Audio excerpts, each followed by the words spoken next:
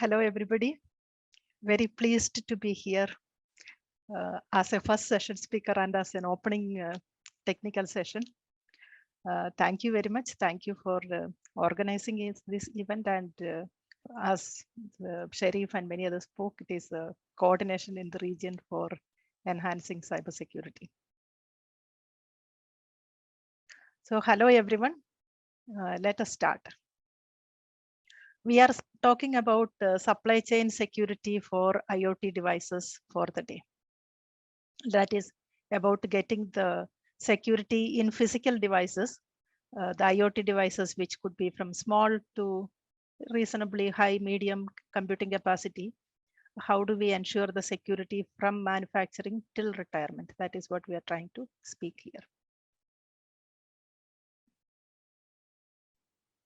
And about me, I work with the Dell Technologies. I primarily work in the domain of embedded system security and system architecture. Apart from the fundamental qualifications, currently I am also pursuing my research program in embedded system security. So what is that we are talking as embedded devices or IoT devices? If we look at the figure, you will see on the left side, which we call as the things. That could be things at home or during the transport, power, energy, typically critical infrastructure, consumer, smart cities, all those kind of items which collect information, and then they may have control and monitoring functions for controlling the real life events that is happening. Those are the IoT devices that we are talking. They may have some kind of a local communication that will be coming into. It can be multiples of local communication. It can be thing-to-thing communication protocols, or it could also be communication protocols towards the internet. Like some of those examples could be AMQP, MQTT, those kind of protocols. And there usually there would be some kind of an edge gateway. An edge gateway may be there, may not be there if they are directly able to communicate with a SIM-based communication, for example. Then from there it gets into a cloud, and then in the cloud we can do various analytics or applications that will bring more value into the system that we are operating. So the supply chain security that we are trying to speak here is primarily targeted towards the things on the left side, but it could also be applicable to the other hardware items in the system, that is the edge gateway, or it could also be some kind of infrastructure components. All of them could be what we are talking. So now if you look at the supply chain of a hardware or a device, let us refer to all these Internet of Things as devices in the session as we go forward. If you are talking about devices in the supply chain, we will have first, they will be manufactured in the factory, like from the device vendors, and then it will go through a supply chain process, that is the shipment. Maybe there could be integrators, system operators who will try to put more configurations into it. That could be one way. Then ultimately it will reach into an environment where it has to work or it has to perform its primary functions. And we need to onboard that into the primary function environment, into the network onboarding. That's what the step which we have called as a provisioning. So during provisioning, all these things get onboarded into the operating network, and so that it can perform its operations. The onboarding, we will discuss some of the examples of onboarding solutions as we go in the further in the slides. And during operation, that is where it does its primary functions of measurement, control, monitoring, or telemetry. All those kind of functions will be happening. And during its life cycle, there could be various management activities that happen. That is like say configuration update, patch management, firmware updates. All those are management activities that happen. And then at the end of it, when it is time for retirement, that is a decommissioning stage. And during the decommissioning, what happens is you will have to erase all the data. You have to sanitize, cleanliness, so that there is no data leakage that happens further beyond the end of life is done, retirement is done. There could be ICs, maybe somebody can reverse engineer, pick information. So all these secrets and any sensitive data to be cleaned. That is a decommissioning phase. So when we do all this, there could be various security challenges that could come. We list a list of security challenges like the identity, authentication, access control, and how do you ensure the protocol security as we communicate over the network, data privacy, and how do you keep the credentials secure? How do you establish trust between the different communicating entities? Fault tolerance, all those are the kind of security challenges that will come. And we are put some certain examples here. This is more for an understanding of what is the kind of threats that we are talking about. It could be the software is vulnerable. There can be buffer overflow or authentication mistakes, or privacy threat, that is tracking the location. All those kind of issues can come. And cloning, they may be counterfeit devices.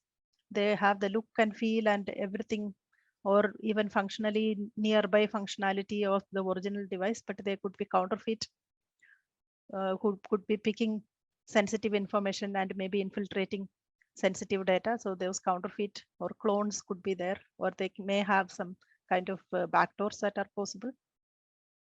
And these are some of the other threats that we are talking. There can be malicious substitution. You may have a good device, then somebody take it, replace it with another malicious physical device.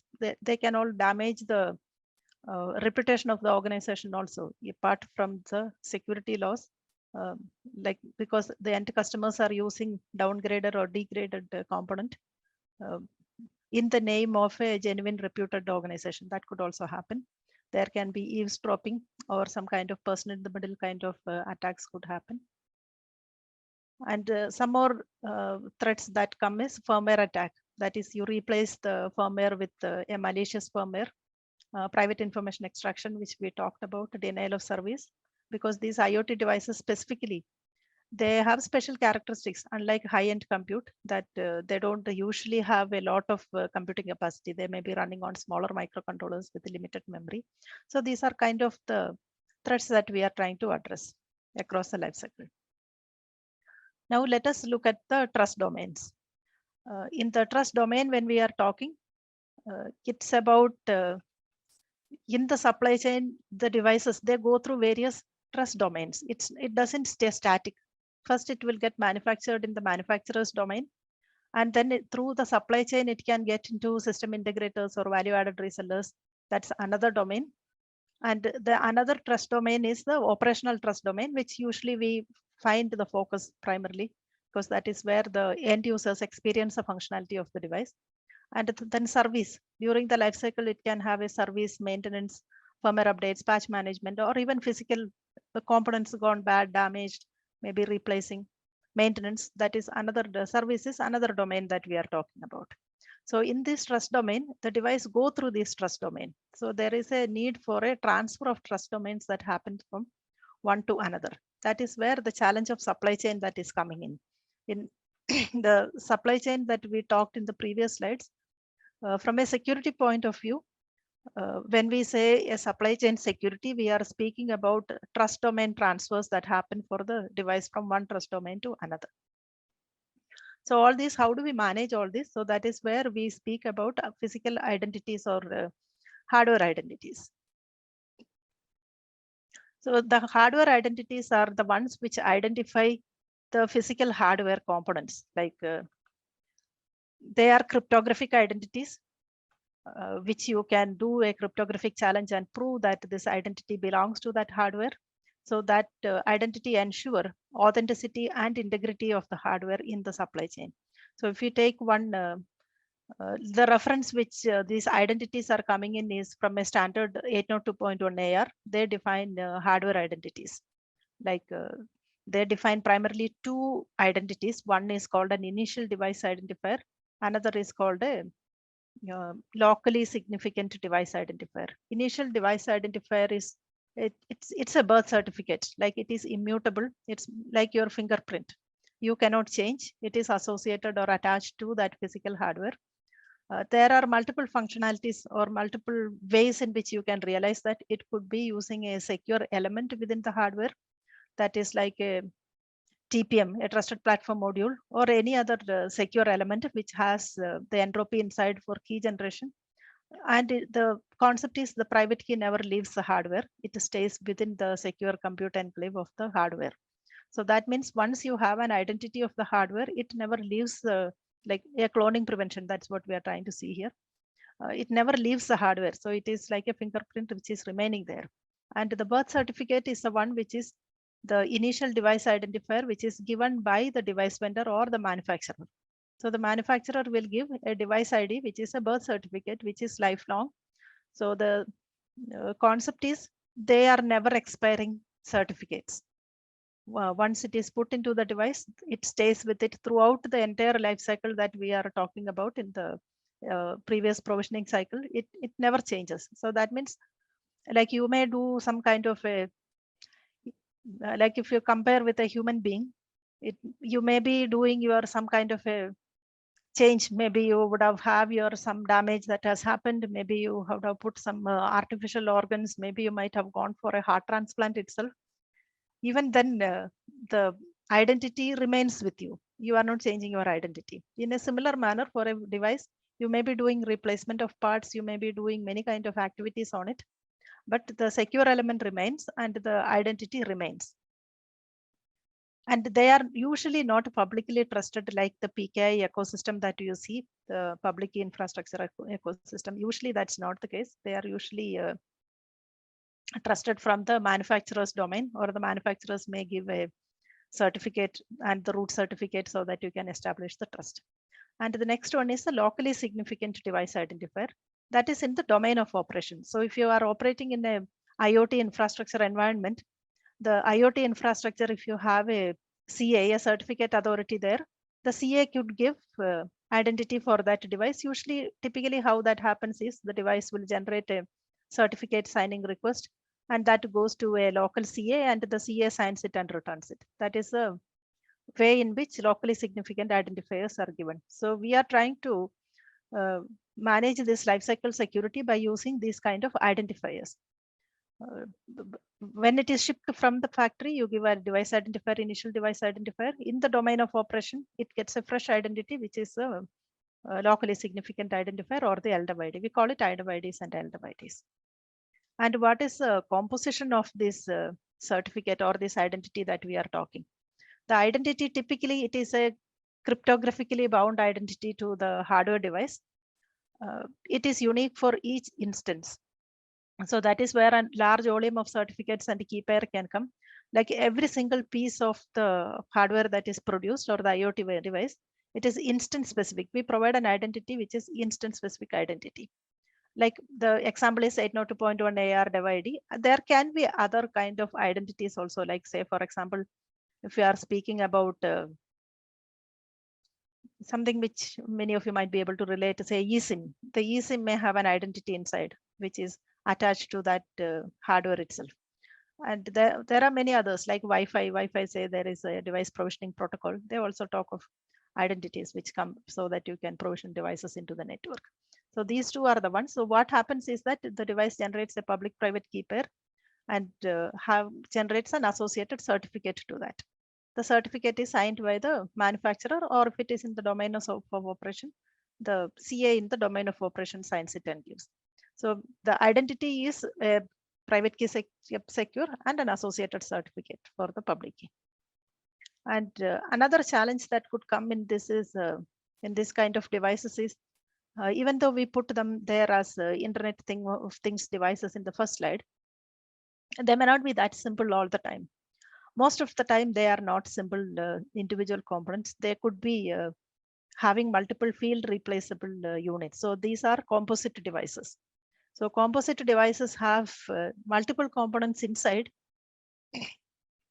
and then the entire assembly has an identity of its own. So the security of the assembly depends on the security of the individual components, but the assembly in itself should be secure. Like there should not be any individual replaceable modules also should not be malicious, as well as the entire assembly should be maintaining that its structure is fine, what it was supposed to be, and the identity of submodule is to be verified, and the security of the composite that is represented by the security of individual components as well as the assembly. That's what we are seeing in the field replaceable units and composite device identifier. Now, if you speak about, we can talk about when there are individual replaceable unit, how do we get the security of that and the assembly? That's not the focus of this conversation today. What we will look at the entire assembly as a single device, and how do we ensure the security of the entire assembly as a single device throughout the supply chain.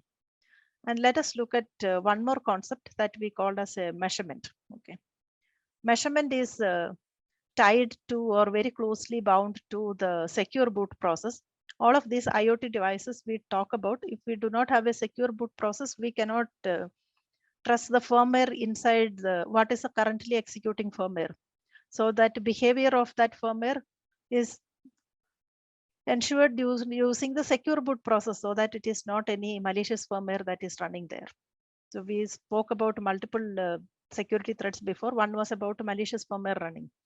So how do we ensure that? That is by using secure boot process. So how the secure boot process work is, we usually will have an eFuse array or something which we start as an immutable item. So usually in the boot process, what we see is you will have a boot ROM, then you have first stage bootloader, second stage bootloader, then the operating system comes up.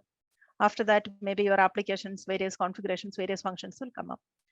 In the IoT device, that's how it will happen. So there will be the first stage is some eFuses that is burned into the hardware. eFuses are typically one-time programmable fuses.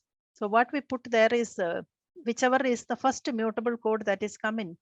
How do we validate the first mutable code? The immutable portion of code that is below the red line, they are implicitly trusted by the very fact that you cannot modify it. And the transfer from the immutable code to the first mutable code, that is where the first point of vulnerability can happen, that somebody can modify the firmware and execute something else. At that moment, any mutable code, you should be able to validate that its authenticity and integrity is maintained. Then only we should load and run. So to guarantee the first mutable code, we will have the eFuse array burned with usually the hash of the public key, which is used for signing the mutable code. That means that act as a trust anchor for verifying the integrity of the firmware that is getting loaded stage by stage. And once you guarantee that for the first stage, we could use other secure storage based public key root certificates, which act as trust anchors. And then we can validate the second stage, third stage, like that. All this is the concept that we are talking. UEFI boot process is a typical example for this. But when we speak about these kind of devices which are at a very low end, which is running on microcontrollers, it may not have that entire paraphernalia of the UEFI boot process. So it could be running conceptually the same thing as the UEFI boot process, but scale down, run with where the concept is in track that the first mutable code is verified with a trust anchor which is bound to the hardware. From then on, every other firmware that is getting loaded, they are verified using some trust anchor which is trusted within the device. So that is what we call as a secure boot process. So during the boot process, what happens is we'll take the hash of the firmware as we progress with the boot process, and then keep extending the hash so that we get a single hash value. So this is what we call as measurements. So measurement is primarily a hash of the firmware, and we can bind that measurement to the physical hardware entity using some kind of a device unique entity, like TCG, for example. They talk about some dice model for doing it. There are different mechanisms which we can achieve that, but then when you measure it, you take the measurement which is already bound to that hardware, the instance specific measurements. That is how the authenticity and integrity is verified at each stage, and we have a measurement. So taking that measurement, what we could achieve is we are able to tell that, okay, what is the firmware that is running on that specific device, including all the stages of the firmware, applications, operating system, the bootloader, everything. So the two items which we have in hand for ensuring security is, one is the hardware identity, and the second is the measurements. And now let us come to provisioning as a solution. Provisioning, onboarding, various places call it as multiple terms. Usually these are used for bootstrapping, provisioning, onboarding. Those are all kind of terms that people refer. Here we are talking about cryptographic identity provisioning. The term is used in various contexts.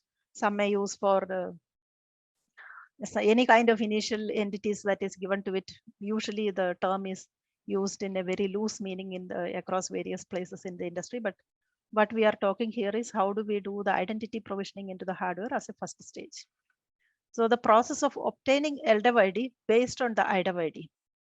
IWID, as I told before, it is given from the manufacturer at the time of shipping, and the LWID is given at in the domain of operation. So how do we, when you ship the diagram, you can see it is given with an IWID, and then during the operation, you will have an IWID and you have an LWID. That LWID is used for communicating in the local surroundings or local environment. And the process of obtaining LWID from an IWID is what we call as the provisioning. So usually what happens is the device, when it is, we call this a zero-touch provisioning solution, secure zero-touch provisioning solutions. The concept is, apart from taking the device and connecting into the network and connecting the power cables, you don't need to do any more security expertise. So the person who need not necessarily have a security expertise, who need not have even a software expertise to configure, they can take it, connect it to the network, put your cables power, and it will begin to start operation without having any other human intervention. That is where we are telling secure and zero-touch provisioning. So what usually happens is the device runs a discovery protocol and then locates some kind of an onboarding agent. An onboarding agent can be a registrar. An onboarding agent can be that, like once again, various provisioning solutions, they use different names, but there would be some kind of an onboarding agent. That is a registrar which we are talking. Registrar is a term that is coming from the IETF RFCs, which are referring to these kind of onboarding solutions. Like there are some coming from IETF, some coming from the FIDO Device Alliance, all that kind of things. So what happens is the device proves its identity to the network. That is a one-way trust establishment. We could also use a two-way trust establishment. Like two-way is required when we suspect that these devices could be stolen. Like somebody steals the device and go and connect it to a network. Should I choose to operate in a network where I was stolen and placed there? See, if that is a kind of a prevention that we want to have of stolen device, then the device could demand that the network prove its identity. Then only I'm going to work with you.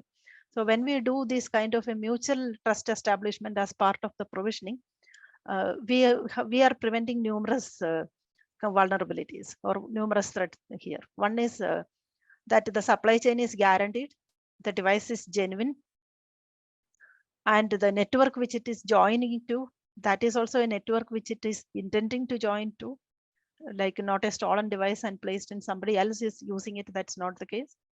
And then once this mutual trust establishment is done, there can be other artifacts that are there, some document artifacts like vouchers, tickets, all those kind of things can come in. Those definitions are coming from IETF once again. Those can be used for as document artifacts to exchange information between them. After doing that, the device requests for an LWID. Because the network trusts the device already as part of the trust establishment, the network grants an LWID.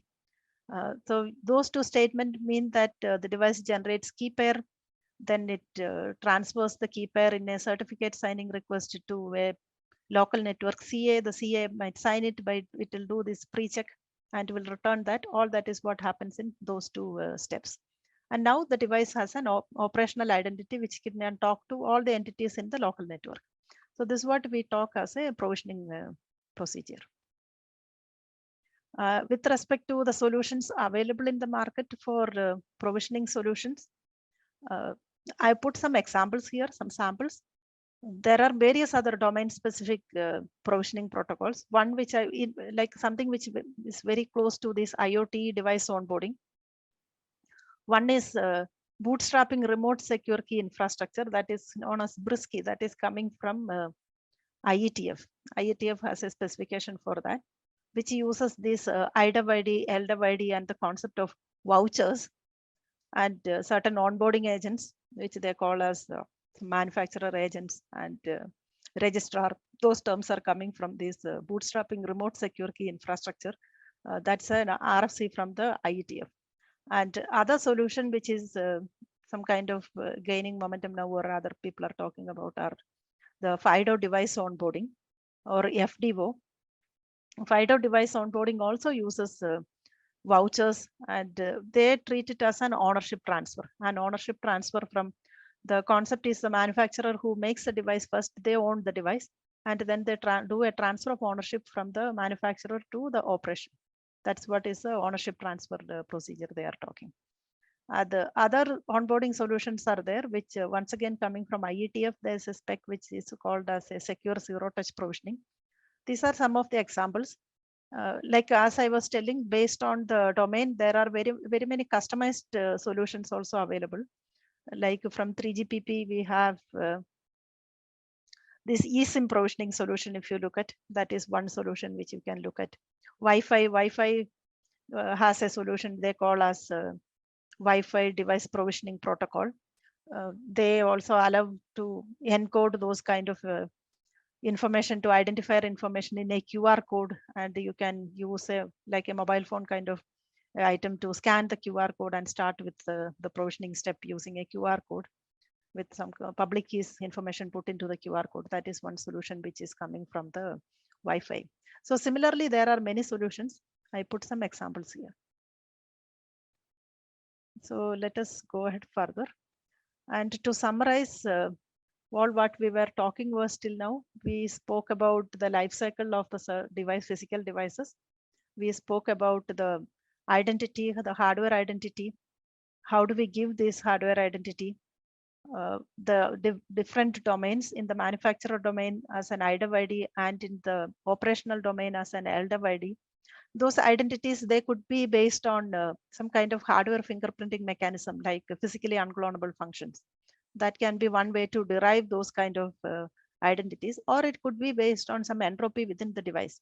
Like one entropy which is tied to the device is our puff functions. Those can be ways. We also talked about composite devices, how this identity and the security of the entire assembly depends on individual component, and the devices with multiple parts, and each of those individual components can have its own life cycle, and they can be asynchronous life cycle compared to the assembly. The assembly may have one life cycle and the components may have another asynchronous life cycle where replacements could happen. And we told about the secure boot process, measurements, and attestation. Attestation is the concept which we were talking, that we see that the measurement of the device and the identities are the same as what we expect it. That is the term used for attestation. And we also talked about provisioning solution. These are the topics which we covered in this session. So this is what I wanted to cover here today. If there are any questions, comments, opinions, anything, we could discuss right now.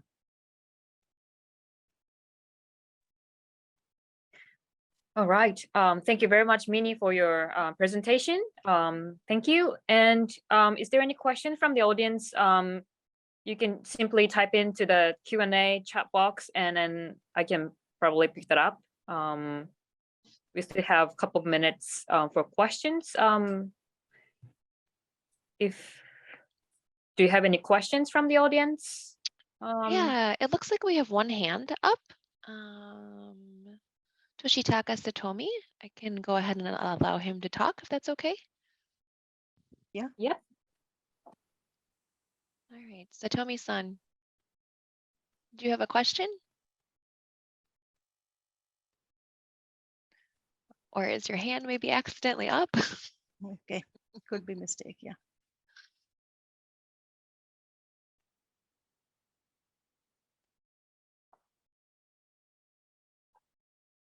Okay, might be a mistake.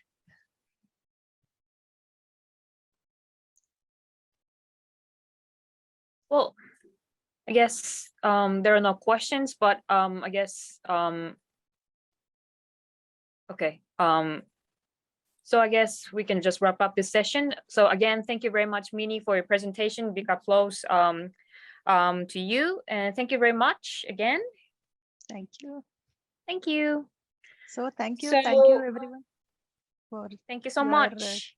kind listening and enjoy the session. I see that there are many interesting topics lined up for today and tomorrow. Yes, So so hello to the please stay with audience us for the rest of the day and tomorrow as well. I hope you enjoy the session too. So thank you very much. Thank you.